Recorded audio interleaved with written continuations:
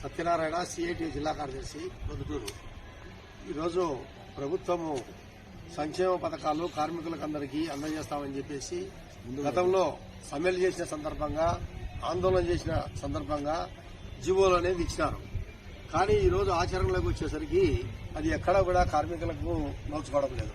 నిన్న అమ్మఒడి అనేది అందరికీ ఇచ్చినారు, తల్లికి వందనం.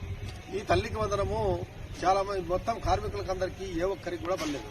అంటే వీళ్లకు కేవలము 6,000 నుంచి 12,000, 12,000, 13,000, 15,000 వేతనాలు తీసుకునే కార్మికులకు అందరికీ కూడా ఈ పథకం వర్తింపజేయడం లేదు. ఇది చాలా బాధాకరమైన విషయము. కాబట్టి వెంటనే దీన్ని ఆలోచింపజేయాలా.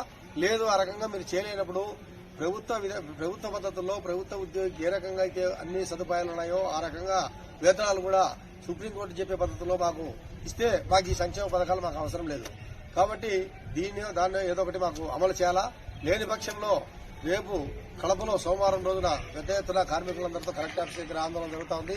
తర్వాత మంగళవారం పొద్దుటూరులో కూడా ఎంఆర్ఓ కార్యాలయం వద్ద ఆందోళన కూడా కార్మికులందరినీ కలుపుకొని చేస్తామని చెప్పేసి సందర్భంగా హెచ్చరించుకున్నాం.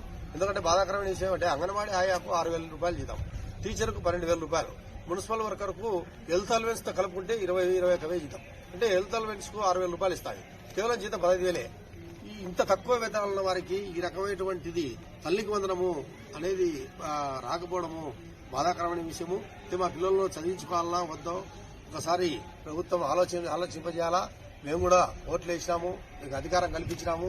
కాబట్టి మాకు సంక్షేమ పథకాలన్నీ కూడా వర్తింపజేసేలా ప్రభుత్వం ఆలోచింపజేయాలని చెప్పేసి సందర్భంగా సిఐటిగా హెచ్చరించదలుచుకున్నాం.